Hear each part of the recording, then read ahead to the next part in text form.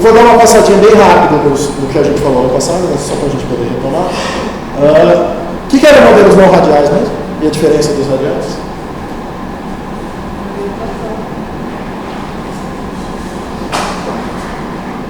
O que era? A orientação, se orientar no código de input e o não radial pode ser orientado. Então essa é uma das diferenças. O não radial não necessariamente precisa ter orientação. O radial eu preciso, ou eu oriento para o input ou eu oriento para o output. O que mais de diferença?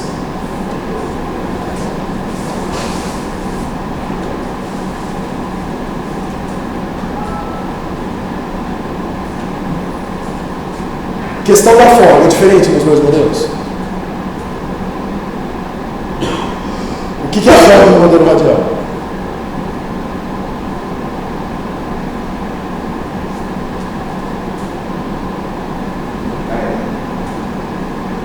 Folga é quando a projeção cai num ponto ineficiente, que pode acontecer. Então, folga é aquela sobrinha, aquela falta até chegar na eficiência. Então, folga representa um viés do modelo. E no modelo radial, no modelo não radial, o que representa a folga?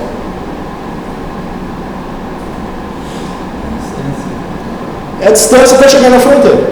Por quê? Porque no modelo não radial não tem aquela projeção na fronteira. Aquele valor eu tenho que multiplicar todos os inputs, todos os outputs para chegar na fronteira.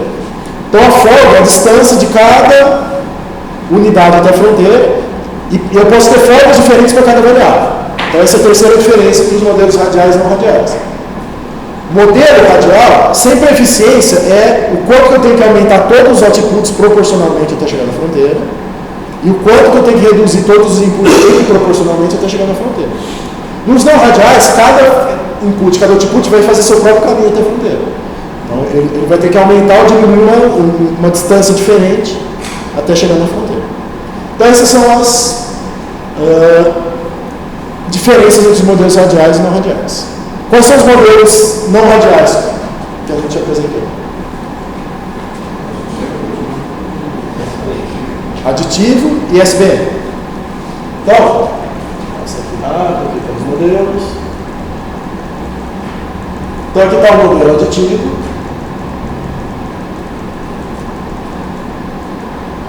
O que é o modelo aditivo? Eu maximizar a soma das folgas, e aí eu coloco como restrição que o input e o output da DMU analisada, mais uma folga ou menos uma folga, tem que estar na fronteira. Lembrar que a gente, quer dizer, ele tem que estar no conjunto de possibilidades de produção.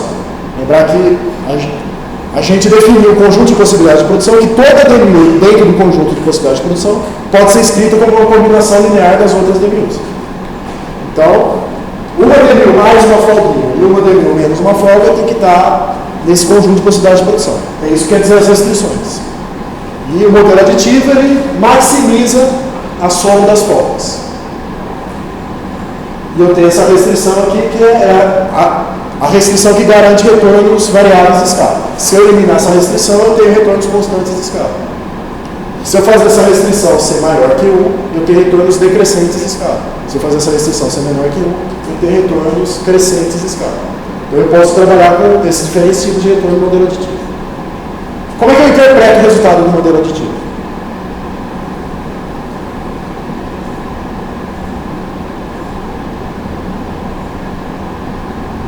Para DMU ser eficiente, o resultado tem que ser quanto?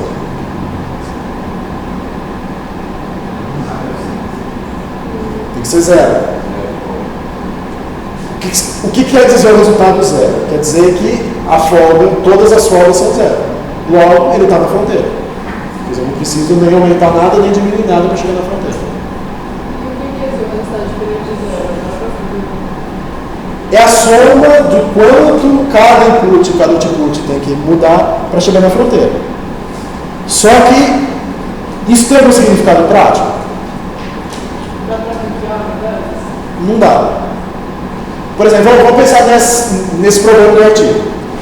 A gente tinha emissão de CO2, consumo de energia, pessoas empregadas. Então, se eu fosse ver a soma das folgas, seria a soma de pessoa empregada com consumo de energia. Então, seriam coisas que nem dá para somar.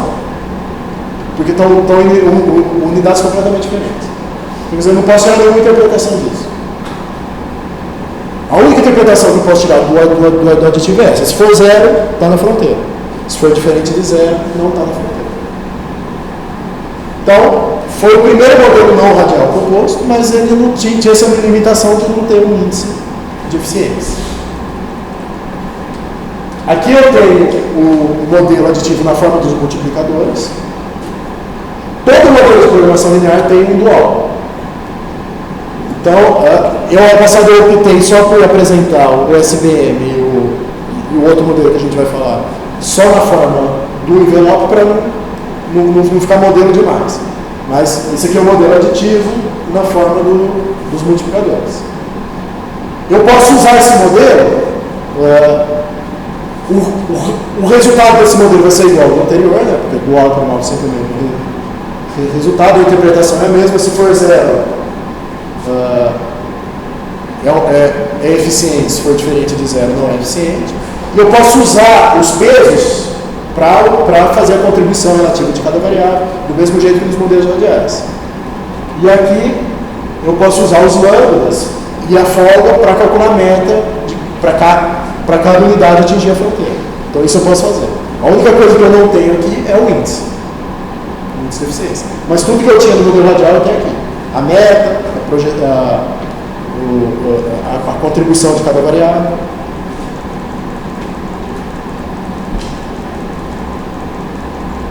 Então, aqui está o procedimento para calcular as metas, né? Eu tenho aqueles dois procedimentos, do mesmo jeito que eu tinha nos radiais. Eu posso fazer pelo lambda, agora eu vou fazer direto pela fórmula.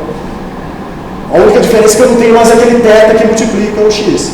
O θ é justamente a eficiência radial. Quer dizer, o quanto todos os inputs têm que crescer proporcionalmente até chegar na fronteira. Agora eu tenho simplesmente a fórmula. A gente vê o exercício.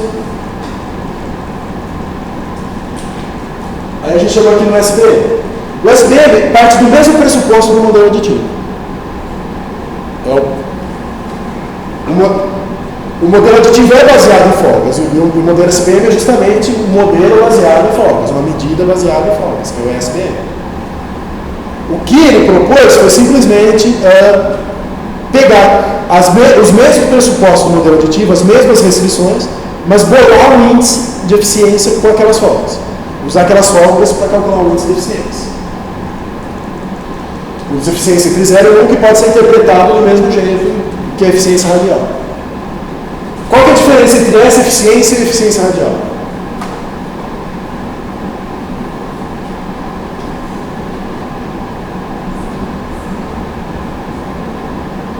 As duas é interpretadas do mesmo jeito. Se for eficientes, quanto mais próximo de 0, menos eficiente. Mas qual que é a diferença de interpretação das duas? Qual que é a palavra que está em vermelho? Média. A eficiência do modelo radial, do modelo CCE e BCC, ela tem uma interpretação de média? Não. Todas as unidades, todos os inputs e outputs, tem que crescer naquela proporção para chegar na fronteira. Eu posso justamente ter uma falhazinha que é a fórmula. Aqui, cada input, cada output vai fazer seu próprio caminho, vai ter seu próprio crescimento diferente até chegar na fronteira. Então, o resultado que o SBM vai me dar é justamente o médio, o caminho médio que cada input, cada output tem que percorrer até chegar na fronteira. O quanto que eles têm que se deslocar em média até chegar na fronteira. Aqui está a medida que ele propôs. O que quer dizer essa medida?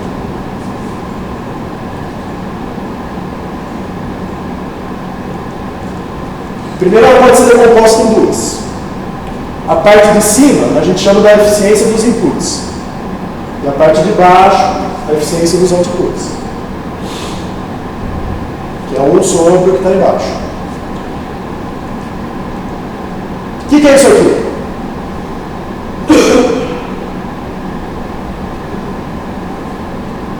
A folga relativa. O que isso quer dizer? Pego a folga dividido pelo valor da unidade. O que é a folga?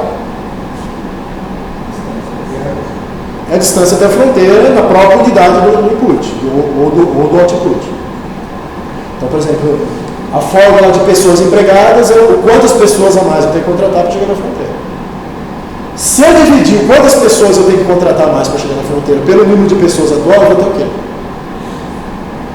Eu vou ter percentualmente o quanto que eu tenho que aumentar daquele output para chegar na fronteira. Então por isso que eu chamo de folga relativa. Quer dizer, o quanto que eu tenho que aumentar em proporção para chegar na fronteira. Aí eu pego todas as folgas relativas de todos os inputs, e todas as folgas relativas de todos os outputs, somo tudo e divido pelo número de inputs e pelo número de outputs. O que eu chego nisso aqui? Na média. Então isso aqui é a média das folgas relativas. É o quanto que eu tenho que deslocar em média de cada input, de cada output, relativamente, até chegar na fronteira. E aí, o que ele vai fazer é fazer 1 menos esse deslocamento médio. Ou seja, se o deslocamento médio que eu precisar for 0, minha eficiência vai ser 1, menos 0. Se o deslocamento que eu precisar fazer for 10%, minha eficiência vai ser 1 menos 10%, vai ser 90%.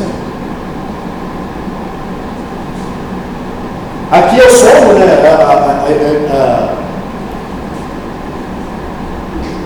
aqui o deslocamento que eu preciso dos outputs é 10%. Então eu somo 1 com 10%, eu chego em 1,1, só que aí eu faço o inverso, né? 1 sobre 1,1. Também eu vou ter uma eficiência em relação aos outputs. E aí se eu multiplicar as duas, a eficiência dos inputs e a eficiência dos outputs, eu vou ter a eficiência média em geral. Então é isso que o modelo SBM faz. Então o modelo SBM, ele vai pegar essa medida que ele propôs e vai minimizar, vai estar sujeito às mesmas restrições do modelo aditivo. Eu também posso usar essa variável para ter retornos constantes, variáveis de escala. E aí eu chego, diferente do modelo aditivo, num valor entre 0 e 1. Que tipo de programação é esse modelo? É uma programação linear? É uma programação fracionária. Então, eu não vou conseguir resolver isso se eu não linearizar esse modelo. E aí eu tenho os métodos de linearização. Então, esse modelo linearizado, eu preciso acrescentar essa variável t, que é uma variável de ajuste. Né? Então, tem todas as regras para fazer isso. Essas regras estão nesse artigo aqui do Shines e do Koppel de 1973. Quer dizer, eles resolveram esse problema da programação fracionária alguns anos antes de propor a ideia. Foram os mesmos autores. Então tem todas as regras e a gente chega nesse modelo aqui. Que é o modelo que está lá no artigo que vocês acabaram de ler. Está lá apresentado. Então eu tenho minimizar isso aqui igualado a 1, e as restrições iguais a 0, e eu tenho essa variável T que ela não tem uma interpretação prática, mas é justamente uma variável de ajuste. E aonde que eu vou usar essa variável de ajuste? Justamente na hora de calcular as metas e a contribuição. Porque todas as variáveis do modelo eu preciso ajustar para esse valor de T. Então, a meta no modelo aditivo era simplesmente o valor menos a folga. No modelo SBM é o valor menos a folga dividido por T. Justamente porque tem essa variável T que dá uma distorcida. E aqui é a mesma coisa, é o valor mais a folga dividido por T. E o procedimento 2 é a mesma coisa. Lá no modelo aditivo era simplesmente cada valor de lambda vezes a variável, a combinação linear de todas as variáveis. Aqui eu preciso ajustar pelo T, dividir pelo T. Então, a última coisa que a gente fez na aula passada foi resolver esse exercício aqui. Então, como é que a gente achou essas metas?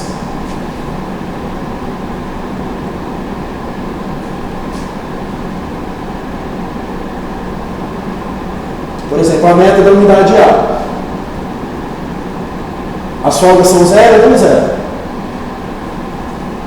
Então, o valor do input dele era 4, 3 e 1.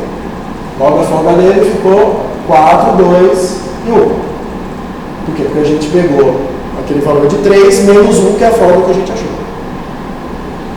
No caso, a gente teria que dividir essa folga por T, só que o T, nesse caso, foi 1. Então, simplesmente esse menos a folga. Aqui a gente chegou a 0,67, 0,033. E a gente chegou no T de 0,67.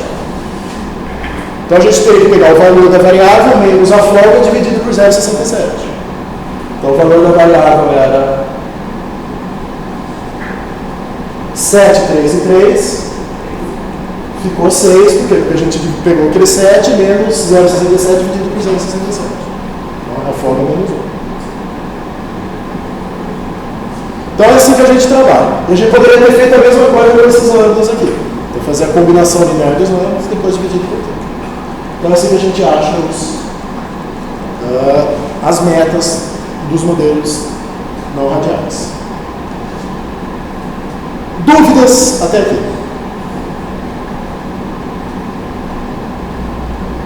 Ficou claro para todo mundo? É uma aula difícil, é uma das mais difíceis essa questão dos modelos radiais, que tem esses modelos mais complexos matematicamente, mas é importante saber o que significa essa eficiência que a gente achou. Então, no caso dessa eficiência que a gente achou no artigo, o que ela significa? Quer dizer, quanto que cada input, cada output teria que mudar em média até chegar na fronteira. É isso que o SVM faz. Certo? Bom, o modelo SVM, ele foi proposto como tendo essa orientação dupla. Quer dizer, eu olho tanto para os inputs quanto para os outputs. Só que o modelo SVM, eu também posso adaptar ele para ele ter uma orientação, ou só no input ou só no output. Então eu posso usar ele com orientação, mas ele sendo um modelo não radial. Qual a diferença entre o modelo SVM orientado e o modelo BCC e o modelo CCR?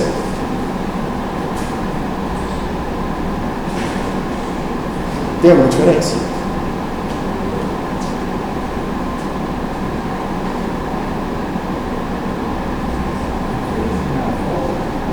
Diferença é a volta. Então, a diferença, duas diferenças. Primeiro, o modelo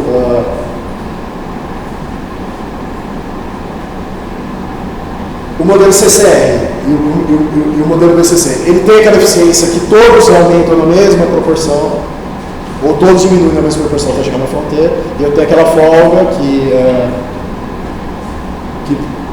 pode pode enviesar um pouco os resultados. E aqui eu tenho que cada input, cada output vão poder tomar caminhos diferentes até chegar na fronteira. Então, o modelo SVM ele pode ser adaptado para ser orientado ao input e para ser orientado ao output. Só que esses modelos orientados eles também vão estar sujeitos aos problemas dos falsos eficientes. Do mesmo jeito que o modelo CCR e o modelo BCC. Então, a gente tem um teoremazinho sobre esses modelos orientados. Que é o seguinte, a eficiência do modelo orientado vai ser sempre maior ou igual que do modelo sem orientação. Que do modelo SVM sem orientação. Por quê?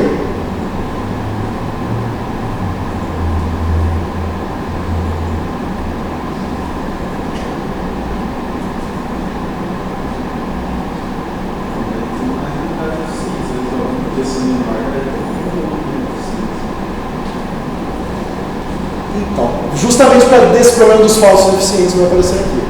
Como ele vai olhar só um lado da folga, ele talvez ignore um pouco o outro lado para chegar no falso eficiente. Então eu sempre vou chegar no valor maior desse modelo orientado do que no modelo sem orientação. Como funcionam esses modelos? Então, esse teorema é devido ao viés das folgas omitidas. Bom, aqui a gente tem o SVM orientado ao input e aqui a gente tem o SVM orientado ao output. Vamos voltar um pouquinho aqui.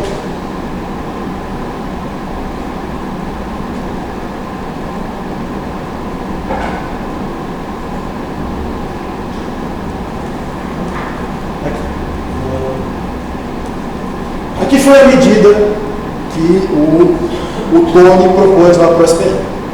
Como eu falei para vocês, a gente pode dividir essa medida em duas. Inclusive no SBM, uma coisa que a gente não fez no artigo, mas poderia ter feito, a gente poderia ter calculado um índice só relativo aos inputs e um índice só relativo aos outputs para ver o que acontecia. O que significa a gente rodar um modelo SBM orientado ao input?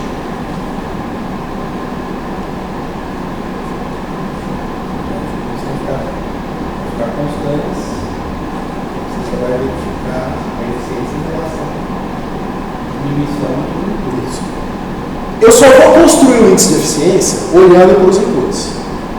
Então, em vez de eu pegar aquele modelo que a gente fez e minimizar isso aqui, eu vou pegar aquele modelo e minimizar isso aqui. Então eu minimizo isso aqui e vou ter as mesmas restrições do modelo SBM original. A única diferença é a função objetiva. Em vez de aparecer isso aqui tudo, vai aparecer isso aqui. Logo aparecendo só isso aqui, eu não vou precisar me preocupar em linearizar, porque o modelo já vai ser linear direto, não vai ser mais fracionado. Então eu não vou precisar mais acrescentar aquela variável t e fazer aqueles procedimentos. O próprio resultado do modelo já vai ser a resposta. E se eu quiser um modelo orientado ao output?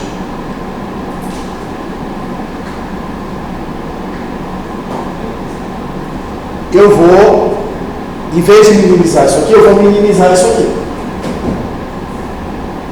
Minimizar isso aqui é a mesma coisa que maximizar o que está embaixo. Né? Então, minimizar o inverso é a mesma coisa que maximizar o denominador. Então, aí a gente chega nos modelos orientados.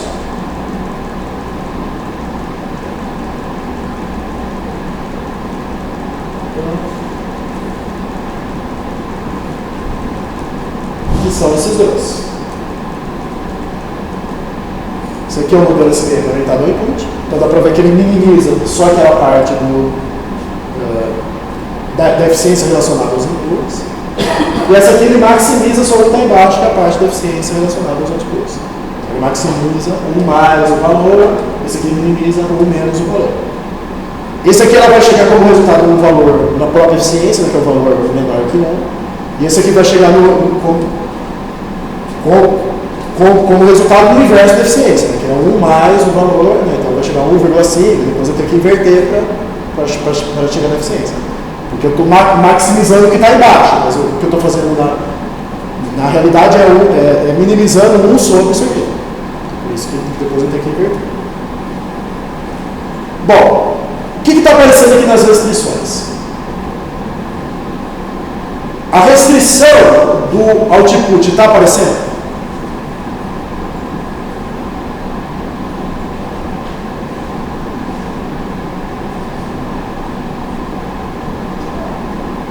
Eu não deveria manter os outputs constantes? Então por que eu não tiro isso aqui? Né?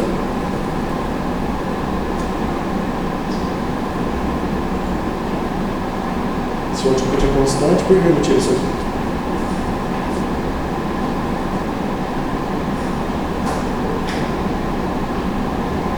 Não tem alguma ideia? E se o input é constante, por que eu não tiro isso aqui?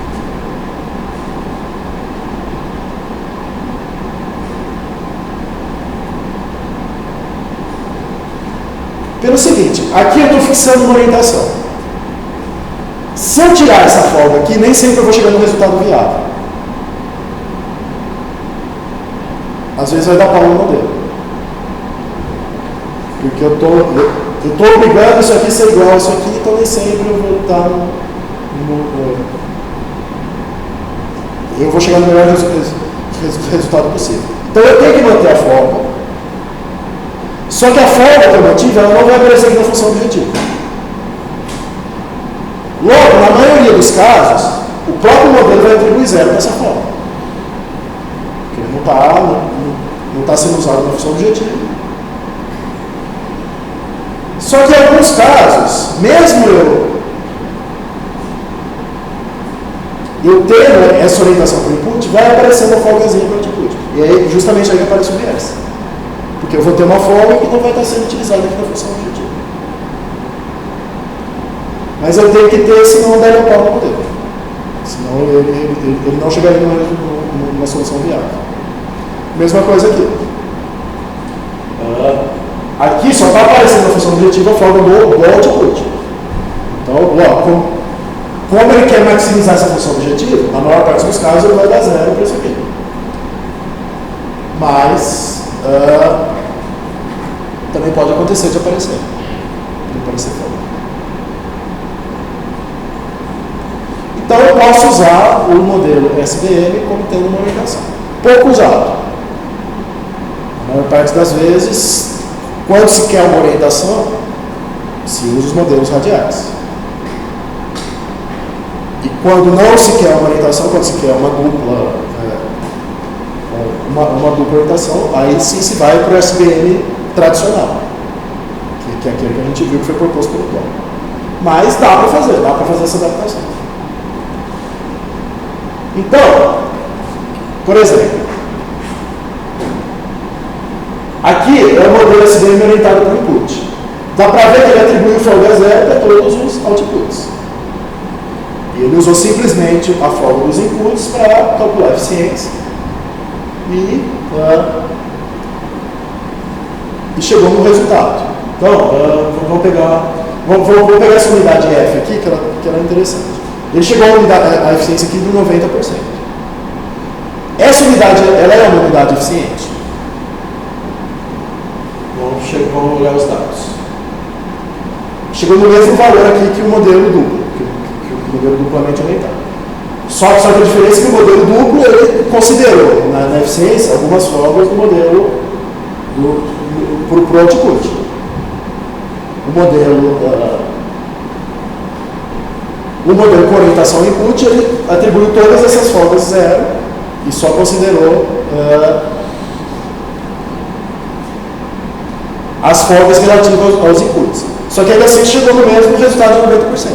E como eu falei para vocês, existem múltiplas soluções possíveis de folgas que podem dar o mesmo valor de eficiência. Então, o modelo vai sugerir uma dessas possibilidades, mas eu tenho outras. Então, lá a gente forçou o modelo só olhar para os inputs, chegou no mesmo resultado, mas ele não necessariamente poderia chegar. Então, essa unidade F, ela é uma unidade eficiente. Ela tem como input 10, 1 e 1. A unidade C, ela tem como input 8, 1 e 1. Quer dizer, ela tem o mesmo output as duas, e um dos inputs, a C, tem mais. Só que eu tinha usado esse mesmo exemplo quando eu introduzi o conceito de falso eficiente. Então, quando a gente roda o modelo CCR, a gente vai chegar que o BF tem uma eficiência igual a 1. A gente roda, se vocês quiserem rodar, vocês vão chegar que a eficiência dele é 1. Só que ele é um falso eficiente, porque a eficiência é 1, mas ele tem uma folga de 2, que é justamente a diferença entre esse 10 e 8. No modelo SBM, duplo orientado, a gente chegou nele como sendo eficiente. Então, um resultado coerente, porque ele realmente não é eficiente.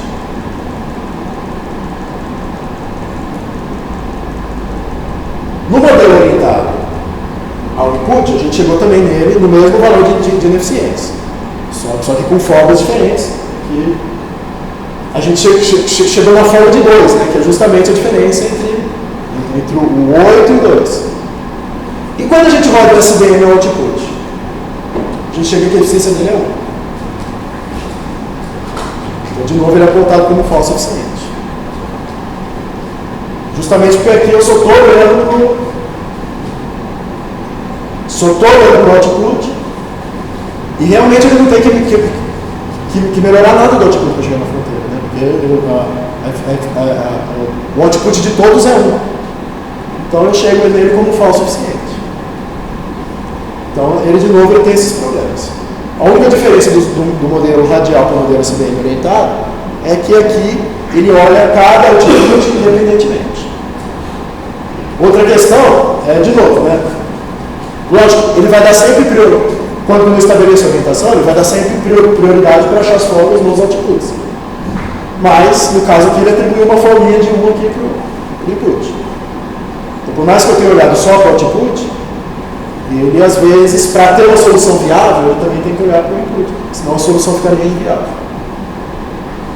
Então, são possíveis adaptações que a gente faz no modelo SBM. Mas, eu nunca vi nenhuma aplicação. Eu só via a teoria, mas nunca vi ninguém aplicar modelos orientados. Geralmente, quando você aplica o modelo SBM, você aplica o modelo duplamente orientado. Tranquilo? O último modelo no radial que a gente vai ver. O modelo ERM, também chamado de modelo de Russell, que é o Russell Measure. Esse modelo de Russell é também um modelo que tem um grupo de orientação, em que cada input, cada output cresce da sua própria maneira. Então ele é um modelo que tem uma lógica muito parecida com o SBM, mas ele é modelado um pouquinho diferente.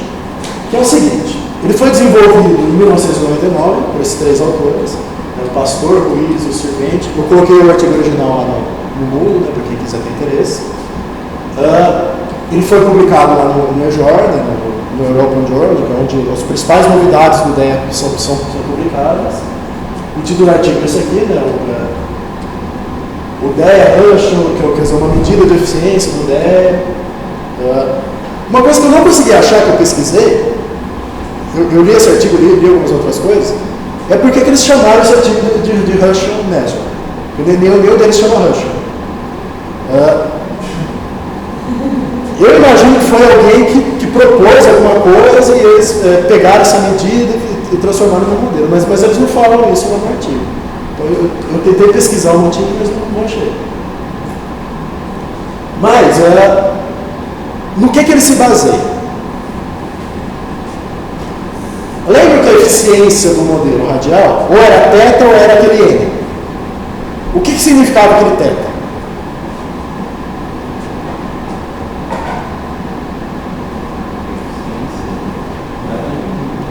A eficiência da NMU. Por exemplo, se fosse um modelo orientado ao input, o que era aquele θ? Um θ de 90%. Significava o quê? Do input. Que eu preciso multiplicar todos por 0,9 para chegar na fronteira. Ou seja, eu tenho que reduzir todos em 10%. E o N significa o quê? O N era eficiência? O inverso da eficiência. Era o quanto eu tinha que multiplicar o output para também chegar na fronteira. Então, se eu chegasse num N de 1,1, eu teria que multiplicar todos os outputs por 1,1, ou seja, aumentar todos em 10% para chegar na fronteira. É isso que significava o θ e o N. Só que eu tinha um θ só, eu tinha um N só. Ou seja, eu multiplicava todos os inputs por aquele θ e todos os outputs por aquele N. O que esse modelo vai propor é calcular um valor de eficiência para cada input e para cada output. Então eu vou ter um θ e um NJ. Eu vou ter um θ para cada input e um θ para cada output. Ou seja, o valor que eu tenho que multiplicar cada input, o valor que eu tenho que multiplicar cada output para chegar na fronteira. É uma lógica muito parecida com o modelo SBM, só que o SBM trabalha com o conceito de fórmula, ou seja, o valor que eu tenho que somar em cada input, em cada output para chegar na fronteira. Aqui é a mesma lógica, só que é o valor que eu tenho que multiplicar cada input, cada output para chegar na fronteira. Então, eu vou chamar de θJ a eficiência relacionada ao input J, e eu vou chamar de NI o inverso da eficiência relacionada ao output I. Então eu vou ter um valor de θ e um valor de I para cada input e para cada output. Então o quanto eu tenho que multiplicar cada um para chegar na fronteira. E o que vai indicar a eficiência global do modelo? Vai indicar a média de todas essas eficiências individuais. O quanto que os inputs têm que aumentar em média, e o quanto que os outputs têm que, o quanto que os inputs têm que diminuir em média, e o quanto os outputs têm que aumentar em média para chegar na eficiência. E um resultado interessante que dá para se provar matematicamente é que o modelo ERM é equivalente ao SBM. Eu vou chegar nos mesmos resultados do ERM e do SBM. Só que por pontos de vista diferentes, eu vou chegar a interpretações diferentes. Então, esse aqui é o modelo ERM, o Russell Measure. O que quer dizer isso aqui?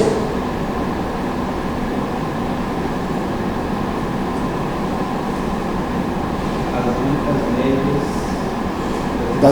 eficiências individuais. Então, eu vou pegar a eficiência de cada, que eu vou chegar a cada input e a cada output, eu vou somar todos, fazer uma média, e eu vou dividir a realidade dos inputs, dividido pelos outputs. E as exceções vão ser essas aqui. É muito parecido com o SBM, só que o SBM, eu somava um valor chamado folga. Ou subtraía um valor chamado folga. Aqui, em vez de somar e subtrair um valor, eu estou multiplicando por um θ e multiplicando por um n. O que isso quer dizer? É o quanto que o input tem que reduzir para chegar na fronteira e o quanto que o output tem que reduzir para chegar na fronteira. E aí eu vou pegar...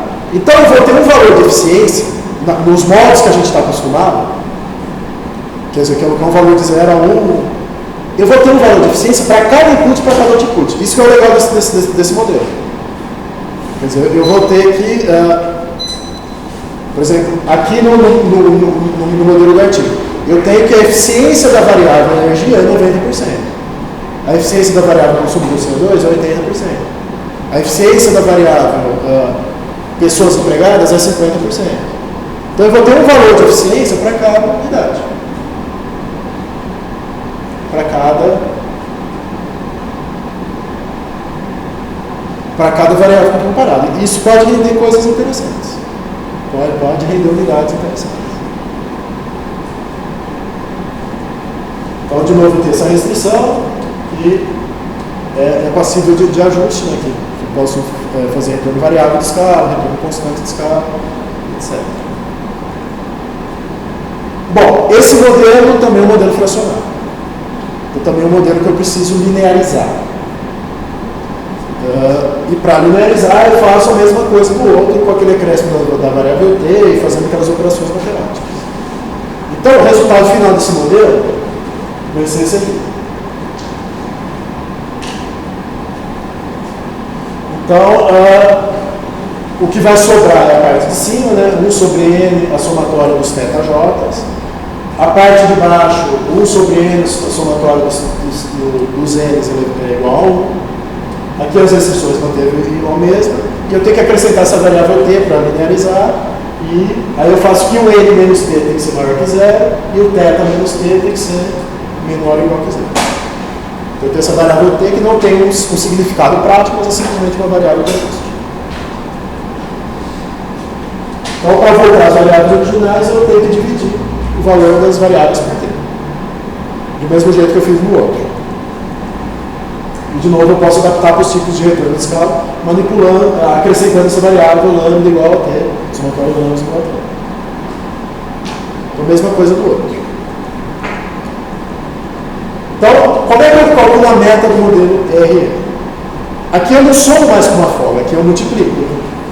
Eu multiplico pelo θ e eu multiplico pelo N. Só que do mesmo jeito que eu fiz lá no modelo, dos modelos radiais. Só que agora a diferença é que eu tenho um θi, um θj para cada output e um ni para cada input. Então eu tenho um valor diferente de θ e de ND para cada input, para cada output. E o procedimento 2 é exatamente o mesmo que o modelo SBM. Eu faço a combinação linear dividido por t e a combinação linear dividida por t.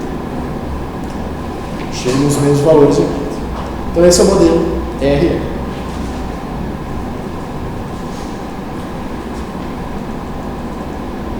Aquele mesmo exercício aplicado. Aqui eu chego no resultado.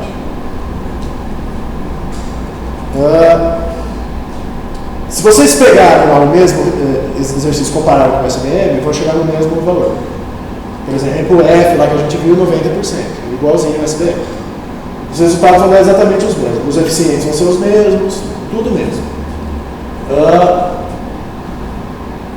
Aqui eu tenho a variável t, só que a diferença aqui é que eu vou chegar num valor de eficiência para cada input, para cada output.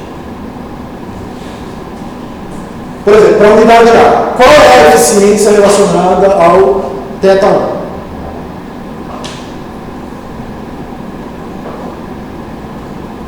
Qual é a eficiência relacionada ao input 1? θ1 que é quanto no caso? 1, é 100%. Isso quer dizer o quê?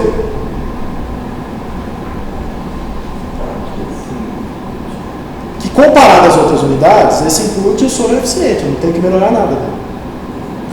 Nele eu estou bem, estou tranquilo. E relacionado ao input 2, a eficiência? 67%. Quer dizer que eu tenho que reduzir esse input em 33%. Ou seja, eu tenho que multiplicar ele por 0,67 para chegar no valor que me permita chegar na fronteira. Então a eficiência relacionada a ele é 67%. E o output, minha eficiência é 100% também, não tem que mexer. Logo, fazendo a média dessas eficiências, eu chego que a eficiência dele é 83%.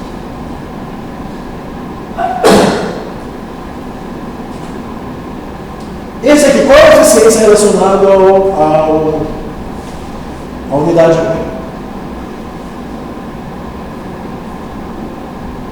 1? Ao input 1, desculpa. Qual é a eficiência relacionada ao input 1?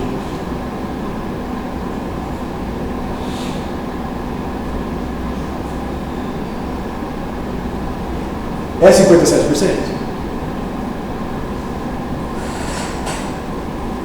Sim ou não? Tem que dividir por T. Então, o T é aquela variável de ajuste. Como aquele é diferente de 1, eu tenho que dividir, porque o resultado que eu chego está enviesado por esse valor T que eu chego. Então, a eficiência dela vai ser 0,57 dividido por 0,67. E a eficiência aqui também, 0,67 dividido por 0,67. Então, no caso aqui, a eficiência é 1.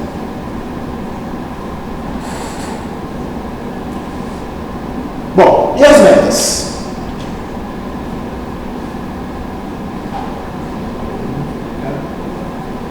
Então eu vou pegar cada valor, multiplicar pela unidade. Então, por exemplo, aqui eu tenho 4, a eficiência em relação a essa variável é 1, quer dizer, eu não preciso mexer nele, fica 4.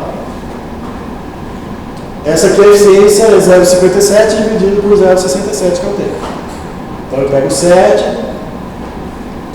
multiplico por 0,57, divido por 0,67 e vou chegar no resultado de 6. Essas aqui são eficientes, eu mantenho constante. Essa aqui eu multiplico por 0, era 10, eu multiplico por 0,8, chego a eficiência de 8. E essa aqui era 3, eu multiplico por 0,67, chego a eficiência de 2. Eu vou fazer a mesma coisa com o resto. Eu não posso chegar aqui nas metas das unidades deficientes. As metas não necessariamente vão bater com o SPM, justamente porque eu tenho a possibilidade de múltiplas soluções também. Só que o resultado sempre vai. Então essa é a lógica desse modelo. Quer dizer, eu tenho um valor de eficiência que eu multiplico cada uma das unidades. Então, sobre modelos não radiais, eram esses que eu queria apresentar para vocês. O aditivo, que foi o primeiro proposto,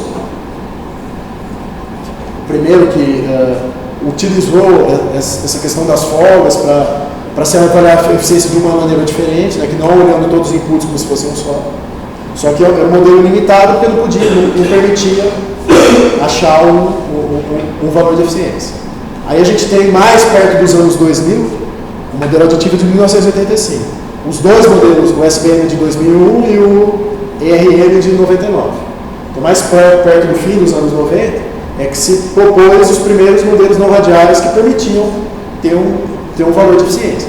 Então, o SPM é um modelo baseado em folgas, né, que usa as folgas do modelo para construir o índice de eficiência.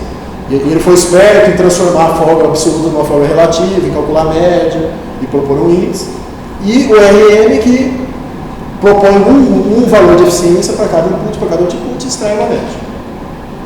E aí, alguns anos depois, se provou matematicamente que os dois modelos eram equivalentes. Então eram dois modelos independentes. Mas se começou a perceber que os resultados estavam iguais, aí se provou matematicamente que os dois faziam a mesma coisa.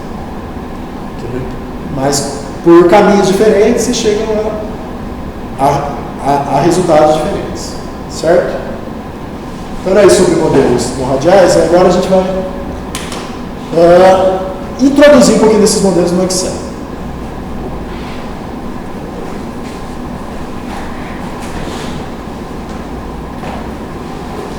Então, nessa altura